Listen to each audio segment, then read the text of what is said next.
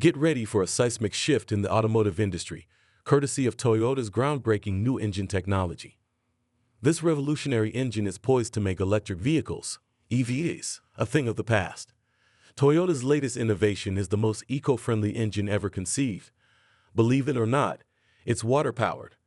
This isn't just another concept, it's a significant leap forward, akin to their advancements with the Toyota Mirai and the 1.6 hydrogen three-cylinder engine they've recently developed. Historically, water-powered engines have been the holy grail of the automotive world, promising unparalleled benefits over traditional engines and EVs. Despite numerous attempts, creating a viable and reliable water-powered engine has remained elusive until now. Toyota, with its extensive resources and cutting-edge technology, is on the brink of perfecting this game-changing engine. So how does this water engine work? At its core, it's similar to an HO generator, but with crucial enhancements for everyday use. Much like the hydrogen combustion engine in the Toyota Yaris GR2, this engine generates its own hydrogen. It separates hydrogen from oxygen through a chemical reaction, eliminating the need for pre-processed hydrogen. This innovation not only simplifies the process, but also makes it highly efficient for daily driving. Get ready for a new era in automotive technology as Toyota prepares to unveil an engine that could redefine our approach to eco-friendly transportation. Buckle up and stay tuned for more on this revolutionary breakthrough. In essence, the engine uses the process of electrolysis to separate the H2O molecules. Hydrogen and oxygen get separated once the electrodes, which are located in the tank that contains the water, start emitting high voltages. Since the hydrogen itself is contained within the water when it's stored in the tank, there's no reason for heavily armored and extremely heavy tanks, which is the case with FCEVs and hydrogen combustion engines, since hydrogen alone is extremely hard to contain.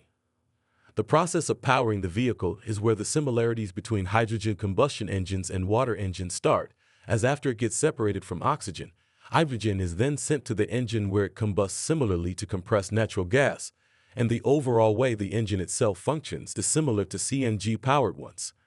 The fuel injectors need to be adapted for compressed gas, and the cylinder heads, pistons, and valves need to be armored as hydrogen itself is highly combustible, making its detonation quite needy, which is why it needs stronger components. What are the long-term benefits to the environment? Well, first of all, it's almost completely zero emissions compared to regular internal combustion engines, similar to EVs, while also being far more convenient than EVs. Actually, scrap that. It's more convenient than any other engine type out there.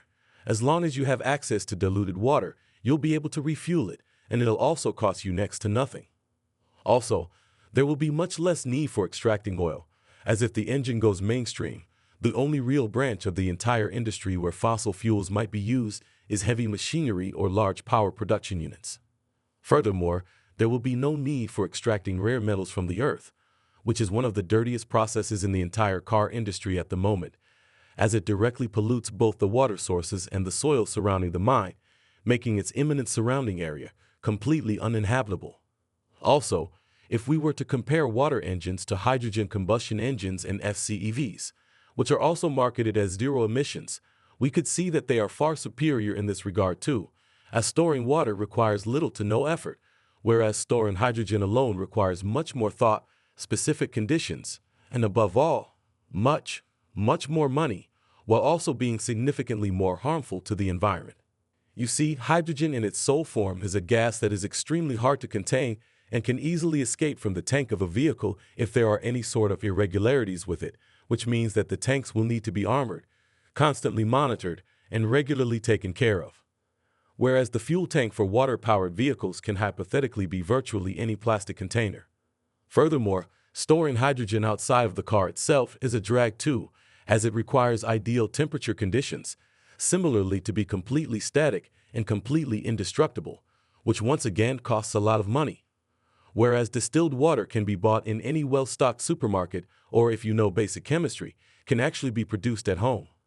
Also, acquiring hydrogen in its sole form is also an expensive process, and it combined with the numerous problems that surround the storage of the gas itself is the reason why hydrogen hasn't yet caught on, and probably never will. They are also very easy to produce, as their relatively simple mechanical designs are just a tad more complicated than regular gasoline engines. They're much simpler and cheaper to produce than both EVs and FCEVs, and due to their nature, they would be a perfect option for motorizing countries that aren't well developed and are not rich with oil. In fact, for this reason alone, an Iranian scientist decided to convert his Peugeot 405 to run on water and actually succeeded at doing so. The scientist Aladdin Qasimbi managed to produce a fully functional conversion for his old car and turned it into a true technological marvel. Imagine what Toyota could do with proper funding if a man in a shed could make a daily drivable water-powered car. Apart from being easy to produce, water-powered engines are also extremely economical compared to both gas-powered vehicles and EVs, as Qasimbi's own 405 averaged between 30 and 40 miles per gallon of water, which is just fantastic because the base petrol engine used in the car could never achieve such high figures. This means that we can hypothetically see water-powered engines that can do 80+ miles to the gallon without being completely gutless, which makes the cost of running such cars even lower than what we initially believed it to be.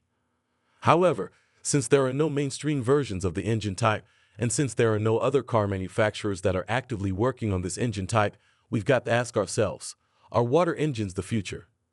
Well, hypothetically, yes, water engines might just be the future of vehicles. However, the conclusion is not that simple, as there are a myriad of issues that water engines have been experiencing in the past. First of all are the logistical issues. Although the infrastructure would need little to no adjustments, the engine technology is still highly experimental, and most of the functional prototypes have been very unreliable, and their daily usability has been mediocre at best.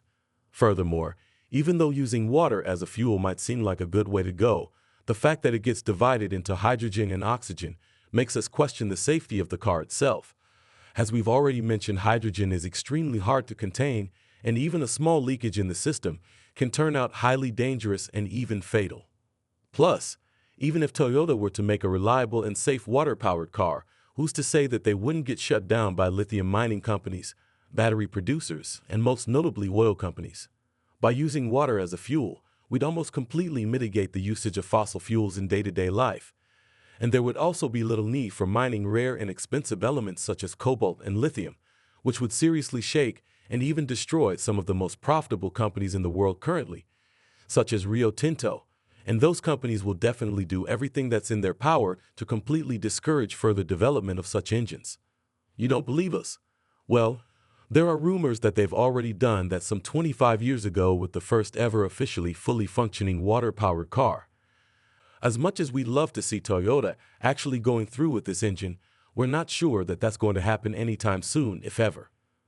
And even if they were actually working on the engine, they are most likely doing so in absolute secrecy, which is why there are still no official confirmations on the project itself.